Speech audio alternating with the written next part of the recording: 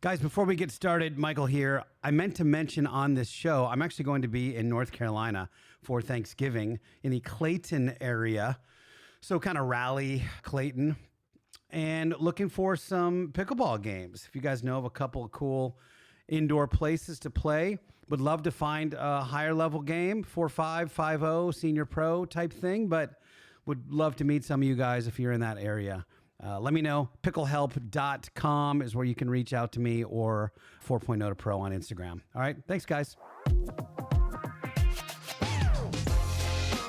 Welcome to 4.0 to Pro, the pickleball podcast that focuses on a single shot, tip, or strategy to improve your pickleball game with every single pocket-sized episode. Our goal is to make you better on the court every time you hear our voices. To be honest, I'm not sure if I remember how to do this. Ladies and gentlemen, welcome to another episode of 4.0 to Pro, your pocket-sized pickleball podcast, where we teach you a single shot or strategy every single episode. I'm Michael O'Neill here in drenched, cold, rainy Long Beach, California, joined by Mircea. How you doing, bud? Good to see you again. Wonderful to see you, and it was wonderful to see you when I came out to cold, wet, rainy California, which is honestly shocking for me because that's typically not the way it goes. And ironically, I am in sunny and, quote, chilly, unquote, which is like in the high 60s for the evening in Boca Raton, Florida. And it's been just spectacular, gorgeous weather since I've been here. And it was darn chilly and cold and rainy when I was out there seeing you, my friend. We pay a lot of money for 75 and sunny, dude. This is not okay. We tend to call the FBI if there's some weirdness coming out of the sky, something they call it rain. We're not used to that. But that's for sure. But here's the good news. I am very cozy in my brand new Carbon Court IQ hoodie. I got the comfy jogger pants on right now. They've got some performance shorts. They've got some new shirts. So if you guys want some good winter garb, it's so soft. It's like, you know, that the workout material that's kind of slick. It's kind of slippery. That's what this is. It's got this cozy, slippery thing, and it's really flexy. So you can play in this gear. I'm wearing the Army Green. I've got the Army Green hoodie and the Army Green joggers on, and I look like I blend right into the woods. Definitely styling. It's good stuff. The other thing I have here in my left hand is a copy of tonight's top 10 list. No, it is Carbon's doing a limited paddle drop, Mircea. Only 1,000 units. I'm assuming 250 of each unit. It's called the Summit, and it's based on their True Foam Wave, which is their most recent paddle, which I believe you're playing with, or at least you were when we played the other day. And it's the same paddle with all new graphics, a new case, and it's kind of inspired by the wintertime. It's kind of this Summit series. So that's what it's called. It's called the Wave Summit. And there's only 1,000 of them. And if you want them, you can go to carbonpickleball.com, use the promo code 402P at checkout for a new hoodie and some new paddles. And I hope you enjoy yourselves because they're all really good. And the paddles are slick. They're definitely slick. Yeah, you've been playing with yours for a while now. I actually expected that you'd play it for a minute and go, and then you'd move on. But I was surprised to see you showed up playing it in California. Yeah, I kind of alternate between that and the True Foam Genesis, the elongated version. Mm-hmm. That's what I'm playing with right now. The weighting really makes a difference. I really feel that really enhances the best playing characteristics of the paddles, both with the 4 and the 1, which is the elongated. And it's really along the sides that I feel it really helped open up that sweet spot and improve the consistency. And yeah, great paddles. I really like it. And we should quickly at least address, it's been like a month, dude. We haven't done a show in a month. And we both have had disparate things that are, we don't, this is not for all of you listening, this is not a money-making situation we're in here. We don't make a ton of money. We make enough to keep the lights on with this show. And so when income producing activities pull us in one direction or another, or family obligations, we tend to have to do them. So that was a weird combination of those things from both of us. But we've missed it. We've missed it, Mircea. I've missed talking about that. We still have part 2 to do of this darn show. I know. We really have missed it. And I just want to give a shout out to just everyone listening. We're just so grateful that you actually take the time to listen to our podcast. It's just incredibly humbling. And all the people that said, hey, we love the show, and you're, Where the heck are you? You kind of owe us a show. Yeah. Yeah. Where have you been? And it's really just incredibly humbling, and we are so grateful, and we really, really appreciate you. And I'm just really grateful for the opportunity to try to help people get a little bit better. So thank you to everyone out there right now. By the way, if you have, we have a stellar track record actually of brand deals. And when we actually do have advertisers on this show, we do really, really, really well for them.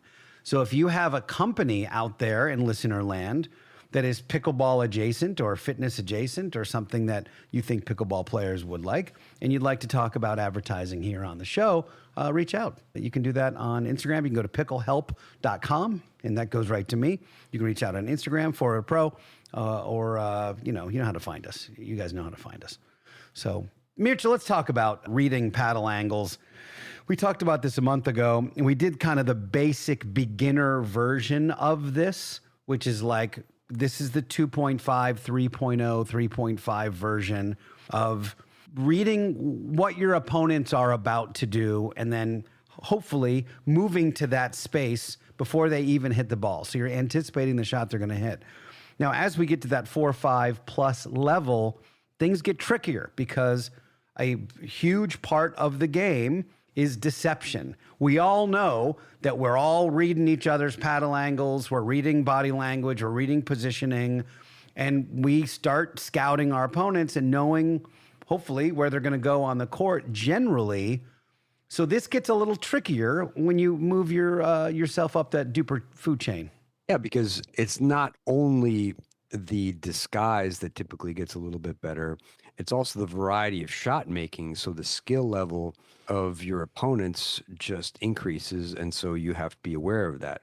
That being said, the fundamental skill of analyzing what your opponents are doing and where they are on the court, and coming up with a hypothesis of likely scenarios that are going to ensue as someone is about to hit the ball, that skill is something that you need to hone and practice at really every level. And hopefully the further you go along, the better you'll be able to do that. The ultimate version of that is that counter. It's the most satisfying thing ever when somebody attempts to deceptively speed up on you and you're just sitting there ready and waiting for it and fire it right back at them. It's like, it makes you feel warm and fuzzy inside, like you have a brand new Carbon Court IQ sweatshirt on. I think that's really my favorite shot, and it's probably one of my best shots is my backhand counter, and it's definitely satisfying to get attacked and be able to defend that and win that battle. It's so good. So Mircea, why don't we start at the baseline? And typically let's say we're on return of serve and you're returning, I'm up front. Can you talk a bit about, at least at the most basic level, we've talked about what the roles are of that person who's up front and waiting for the ball at the non-volley zone. Can you talk a bit about what the role is and what our responsibilities are up there? Yeah, so the two main things as the non-returning partner when you are standing near the kitchen, or as I like to do, is stand about 6 to 8 feet back and then let my partner return and then move up and follow their return. But your jobs are primarily, number one, to help your partner get up, and number two is to put pressure on your opponents, and not necessarily in that order. They're kind of 1A, 1B. They're your combined jobs, in my opinion. The way that, reading paddle angles and body positioning and court positioning, the way that this can help you is you can predict what kind of shot is going to come, and it helps you decide your court positioning. So hypothetically, I'm on the left, you're on the right, you're returning. It helps me as the non-returning partner if we discuss where you're returning. If you return straight ahead or towards the middle, I am better able to do my job by covering the middle or sliding to the middle where I follow your return. And if I see our opponent take their paddle and dip it lower below their knee or dip it down where the paddle tipped down, I'm going to anticipate a drop. And if I know that they do like an inside drop consistently, then I shift over a little bit more to the left, but I have time to recognize that and adjust accordingly. And if they take it back more at their waist level, or if I lose their paddle, it's behind them. So obviously I know that they're going to drive the ball. And if they are going to drive it and you know they have like a really hard drive, it's reinforcement that you should be stabilizing and then have some plan on where you want to hit that next ball. Transition zone's a different animal a little bit because now we have to start reading if the ball's a little higher or a little lower. You know, if you hit a ball that's even waist high at the transition zone, but certainly shoulder high, you've got to be ready to get a ball ripped at you full speed. And that's a little different than if you hit a beautiful drop down by their feet, right? With a nice third shot drip or something like that. Exactly. You can adjust your court positioning based on what your opponents are doing and where their paddle angle is and how their shoulders and hips are turned.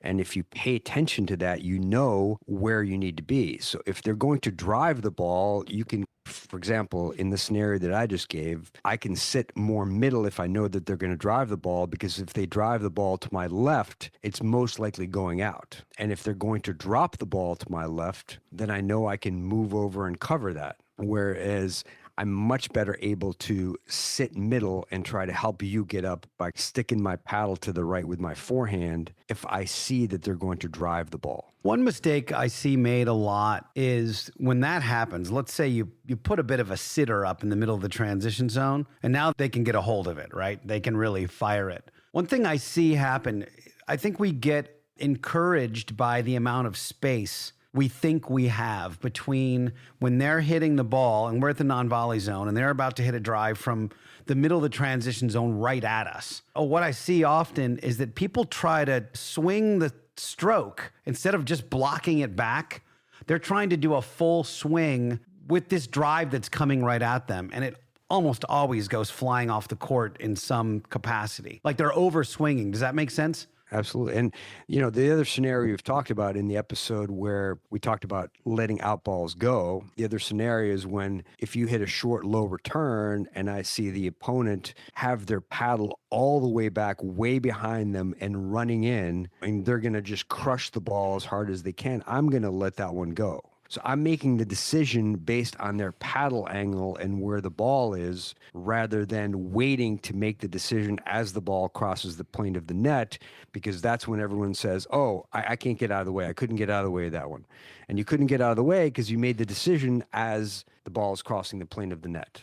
You played with some of my crew when you came out to visit. You played with my friend Dwayne, who's a big dude. He's a big 6'3", 250-pound dude. And he came from tennis. We actually had a great drill session today. Shout out Dwayne. And I've always told him, because he's a big dude. He takes a huge step and a huge swing, and he hits the snot out of the ball. But when he does that huge step and huge swing, and he's anywhere inside or really from a foot back from the baseline, I'm like, oh, I'm turning before he strikes the ball because the ball is going to go 4 feet out. And certainly if he's in the transition zone, doing that same long stride, slow stroke, there's no way that ball's staying in. When you're in the middle of the transition zone and you're trying to hit some sort of drive, you better be as small and compact as humanly possible, and it better be a quick ball that has a lot of Z's. It's got to have a lot of topspin on it. And this is not a shot you rip. It's a shot that you're placing in a specific corner with a lot of spin. If it ain't that, I'm moving out of the way. And I think that's a perfect example of reading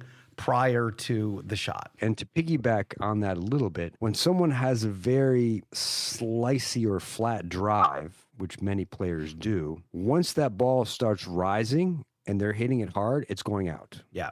The only time it dips, if they come over it and hit topspin, then it has a theoretical chance to basically come down and it'll dip down because of the arc. But if you notice the paddle angle as someone is striking the ball when they drive, they can hit great drives, but they're flat and they're low. They have to be flat and they have to be low and close to the net. Otherwise, they're going out. And it just never ceases to amaze me how often people don't recognize that paddle angle and just hit balls chest high.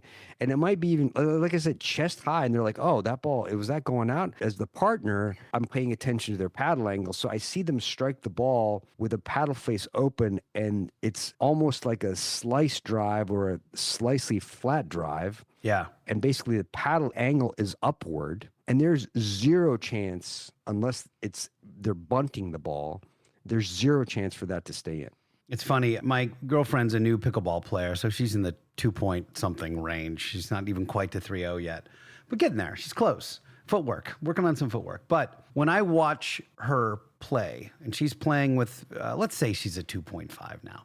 When she plays with a 2.5 to 3.5, folks, and I watch the points, it's like out, out, out, out, out. Wow, they just hit 5 out balls in a row. Like, they're jumping in the middle of the transition zone to hit it, what wouldn't even be an overhead. The ball's flying over, and they're jumping to get it that far out. I'm like, if you guys just adjusted your paddle angles and just let out balls go out, you'd win every point. Literally, you'd win every single point, because they are just flying. And they just start, as you go up, they just start getting a little more inbounds when you get to that 3-0, 3-5 range. Boca just opened up Hatch Reef. They opened up 18 covered courts, and now they have extended open play, and it's packed there. 18 courts packed in the morning and in the evening. And going over there, watching the open play, as I walk over kind of the challenge courts, I just get anxiety seeing all the outballs being hit constantly. So let's get up to the net, because I really think this is where the rubber meets the road for paddle angles, especially at the higher levels.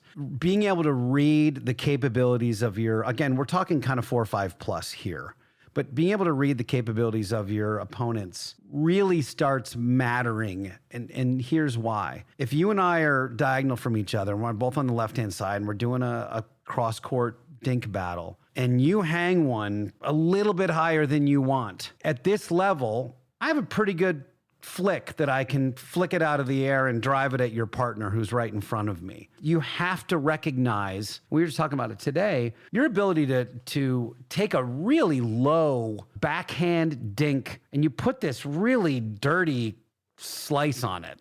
We were kind of messing with it today when we were drilling, but it's one of your more unique shots as you.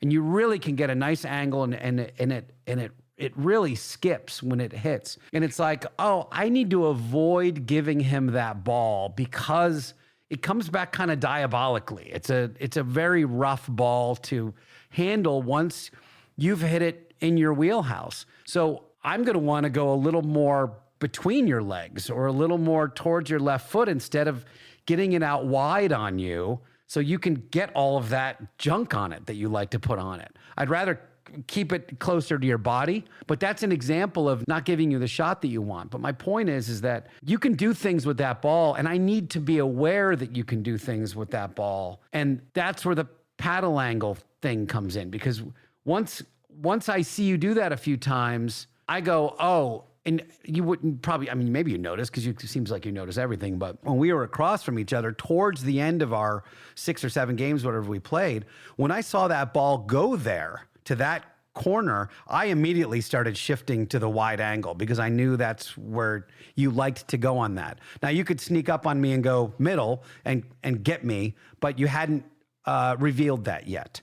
So that's an example of how I might use it in a real game. That's an excellent example. And I love how you're highlighting the concept of trying not to give your opponents shots that are hurting you. People just don't realize how important it is when you're getting hurt by a particular ball to not give your opponents that ball. It's such a simple yet potent concept that people need to be aware of. When someone is hurting you, just don't give them that shot. Along those lines, when you see someone hit a certain shot with certain paddle angle, and this comes with the analysis that you're doing on an ongoing basis, especially if it's people you haven't played against. Right. All right. You know, you and I, we haven't played that much, but it's one of the things that you noticed this particular time. And I love that you pointed that out because that's very accurate. Even if it wasn't accurate, the more important concept is that you're looking for it and thinking about it. And you are taking what I always call data points. When you're first starting to play,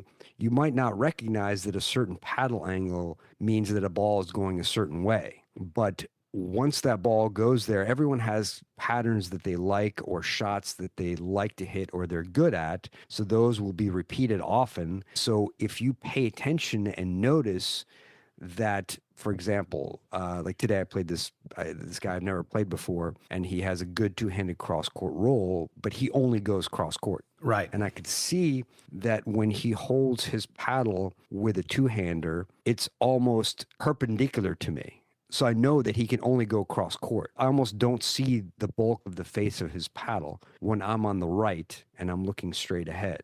So I should clarify where I was when I'm noticing this. Right. I was playing with a partner that wanted to practice left, so I was on the right most of the time. So I could see that, I wasn't seeing the face of his paddle. So I know there's no way he can go down my line. He has to go cross court. Right. So I can shift to the middle and help my partner by limiting the amount of court coverage that he needs to have, and he can just kind of shift over to the left. One thing that I want to emphasize is half tracking versus full tracking. And I was just going to bring that up. Remind everyone, full tracking is when you're watching the ball the entire time. If you and I are playing and people are mostly dinking to you, I'm watching the ball come off our opponent's paddle, go to you. I'm watching you strike the ball. Then I'm watching the ball where it goes off your paddle back to the other side. So that's the full tracking. This is where half tracking really helps you, because the half tracking would be, I track where the ball is going to you and I can see where your court position is. And maybe I even start to see your paddle come back, but I immediately change my focus from watching the ball all the way through to watching your paddle, strike your paddle. As soon as it goes over the net, I kind of see where you are and which kind of ball you're generally about to hit, whether it's forehand or backhand. I immediately look forward and I look at my opponents. So wherever you hit the ball, I see the ball come out of my peripheral vision. I have you in my peripheral vision. I see the ball come out of my peripheral vision, go to whichever opponent, and I can analyze both their court positioning, their body positioning, and more importantly, their paddle angle, where their paddle is. So if I see you dinking straight ahead and I see the opponent take their paddle back and look aggressive, like they're about to flick the ball or roll the ball, then I know that I have to tense up and be ready for a counter. And then if I see them kind of take the paddle back gently, for example, might shift back a little bit, then I know they're about to dink. I adjust accordingly. That doesn't override the primary concept that you always want to expect to speed up, but this helps you adjust a little bit better. I wanted to add something to your story about this guy who only had the cross-court two-y. It sounds to me like when he hit it, it was wide and accurate and probably difficult, right? But what you noticed is that it wasn't hurting you on the right-hand side. There was nothing about it that you were concerned about. And that's what it was like when I was, and it was probably a year ago. I'm sure it's changed since then. But when I played Mircea in doubles, if I'd put that ball towards his left foot, I knew it wasn't going to hurt us because he was only going to hit a slice cross-court backhand from it. I'm sure he's worked on other things since then. As the guy who has the two-y, that's a really good opportunity to, in your drill session, which is something we worked on today, you're working on your two-y cross-court dinks, and then every once in a while, you speed one up directly in front of you. So you'll drop the paddle face a little bit at the last millisecond and speed it up right across from you, because that's going to keep the Mirceas of the world honest. You have to be paying attention if the ball's a little high. If somebody has a flick or they have a two-y that they can open up in the last millisecond and fire it your way. And by the way, I can hit that ball with a two-y so that it's at your upper chest, but it has so much topspin on it that it's going to drop in 3 feet. It doesn't have to be a really hard ball, but that's, to me, a drilling opportunity for that guy that's got the two-y to be able to keep you honest on that right side. Yeah, and if he took his paddle back just a little bit more and just kind of showed me his paddle face and then he brought it over and closed the face and then brought it over to go cross court, that would allow for some more deception. The general point is that if you observe things correctly and the half tracking greatly improves your ability to look at that, you're able to analyze things a little bit more. The larger point is to work on analyzing it. Everything is a data point, and if it's someone that you've played with regularly and you know has a good shot, look at how they're about to hit their paddle angle, predict the shot, and if you predict it 99% of the time, you're able to adjust your court positioning and expect the ball that you're about to hit, that you're about to get. And then if it's someone new and they hit a shot that you hadn't expected, think about what their paddle angle will look like right before they're about to hit the ball or as they're striking the ball. What's that paddle angle? And adjust accordingly. We talk a bit about, and this is something that I thought about when you and I played. You were on the left, I was on the right for this particular point, and you sped the ball up. You chicken winged me. I got it, but it was a very weak return. It was a very weak response to your speed up. And I can't remember who won that particular point, but it made me think that with you in particular, and I think if you find somebody who has mastered the art of deception as well as being very accurate like you are, you're very surgical with where you put your shots, that mindset of, oh, it's coming at me. We've been across from each other now a handful of times, but enough times now that I can start getting a read. I'm like, he's coming at me right now. Because I think you do it to F with me most of the time. But like, It's I so appreciate fun, that. But I appreciate that. I'm not walking away, whether it was Dallas or here, thinking, oh, he got the better of me so many times. I was like, I was all right. I handled my business a few times. But my point of this was, if I know you're going to go there, and you've done it, let's say, once or twice already during a match, when you get a dead dink and you've got your options, I'm probably going to slide a little bit because I know you're going to target a particular spot. I'm going to start practicing whether I need to slide backhand or slide forehand. If you're going to chicken wing me and I'm on the right-hand side, I'm going to, right before you strike the ball, move to my left a foot and give myself a little bit of wiggle room so that I can hit a forehand counter on that. Because it's too far to go backhand and I'm opening up the whole middle of the court if I go all the way to the right. So I'm generally going to do something like that, but that's where some of this nuance comes from, where you start getting to know your opponents and their ability to speed up from pretty much anywhere. Yeah, and part of my job in this scenario is to try to hide a little bit, even if you know that I'm going to speed up. Yeah. Well, I don't know if you're going right hip, left foot, right shoulder, left shoulder. You have all these options. Is changing the spot. So, for example, if you give me a dead in my forehand, I try to minimize my backswing and just try to hold and then hit the ball and accelerate towards the spot that I'm trying to hit and towards the expected counter that you're going to hit. Right. So if I have my forehand, I'm going to just try to minimize that backswing, because the more backswing you have, the more time your opponent has to read your paddle. Yeah, if you see that move when there's a dead dink and you see Ben Johns or Gabe or somebody doing this big like pomp and circumstance, like they're about to rail the ball at them, all that's doing is like, that's them just holding and holding and holding until they fire the ball at the last second. One more thing about this. One way you can use that, if you take a little bit of a backswing and fire off what we call a full send, where you take a ball that's a dead dink and you basically just crush it at your opponent, going more towards the body to try to get a pop-up. One of the things you can do next time is disguise that same move and hit an off-speed shot or hit an aggressive dink to their backhand. By mixing that up, you keep them off balance, and so they're not sure that you're going to speed up next time. And you kind of set them up the first time with those two really hard speed ups, and then the next time you take an off-speed ball. So again, we've talked about the aggression, the quote attack, unquote, that it doesn't necessarily have to be hard. It's just an aggressive shot that sets you up for the next shot. If you're drilling anything, if you're drilling dinks or drilling resets or you name it, especially if you're in that like 4.0 to 4.25 level right now, the way to start introducing this deception into your game would be, all right, let's do 10 backhand dinks in a row or 30 or whatever your number is. But if you happen to get one that's a little bit high and you have a moment, just send it straight. Start seeing if you have the capability to start changing your target based on the height of the ball. and start really thinking about how long you can hold your paddle still to make it look exactly like all the other dinks you just did, but now you're going to go straight instead of cross court with it. And you can pretty much do this with every single shot. You can wait and wait and wait. If you're working on really tiny drives from the middle of the transition zone, do a few down the line, then do a few cross court, and just get used to the motions of, I want this swing to look exactly the same. I just want the ball to go in a different spot. And I may have mentioned this before. My old racquetball coach, Rocky Carson, literally it was his right foot that would move an inch or two.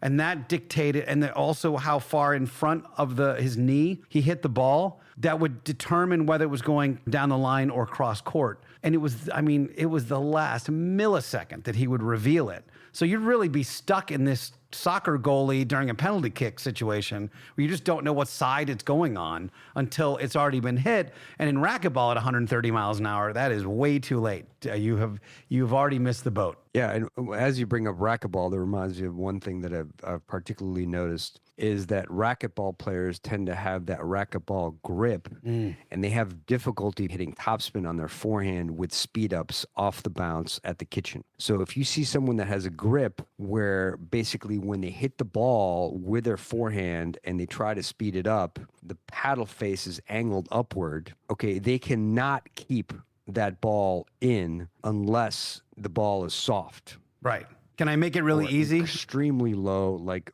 an inch above the net. I'll make it really easy on you, which is if they're wearing a glove and playing a gearbox paddle, they were definitely a racquetball player. That reminds me of Rich Lopez. Yeah, totally. Yeah, I know Rich. All right, we've lost Mircea, but we've got a few very actionable takeaways here. Number one, and you can do this when you drill. This is a great place to start drilling. Start watching your opponent's paddle angle on every dink rally for 10 minutes. So you guys are dinking, start really focusing on your drill partner's paddle angle and start mixing it up a little bit. Go inside, outside, tell them to go inside, outside, and really try to make a real emphasis on watching the angle. Number two, film yourself and slow down the point. So put it in slow motion. And before the person hits the ball, you can film anybody, see if you can predict where the ball is going to go. Start reading the paddle angle and go, okay, cool, this one's going cross court, this is going down the line. They're going to speed it up based on their body language. Watching it in slow motion, watching their footwork, watching their anticipation, what their body language is doing, all that kind of stuff all factors into this very organic skill set. Number three, train both reading and disguising. So you've got to learn how to fake your own paddle angles. Start changing your angle at the very last second. As long as you can keep it stable and not pop the ball up, it's going to be something that's going to really vastly improve your point structures because you're going to be paying attention to the angles of the ball before the ball actually even gets there. So half tracking. You want to not focus everywhere that the ball is going to be. You want to kind of keep it in your peripheral vision, keep it in front of you, read the paddle angles, read the body language, read the court positioning, read the footwork, all the things that we have to do. And of course, it's all bang, bang. So the better you are at observing and calculating, the more it'll help you on the court. And as I tell everybody, it's one thing when you're 22, when you've got 22-year-old knees and 22-year-old reaction times and 22-year-old, et cetera.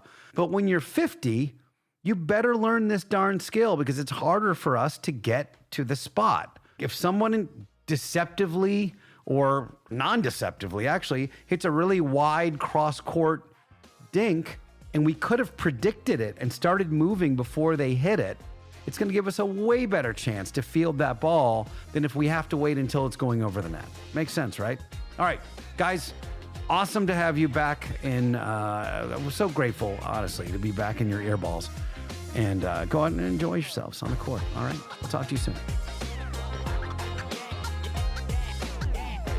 Thank you for listening to 4.0 to Pro. For more tips, find us on Instagram at 4.0 to Pro. If you have a pickleball question, submit it at picklehelp.com. Now, get out there and dominate. But don't forget to have fun.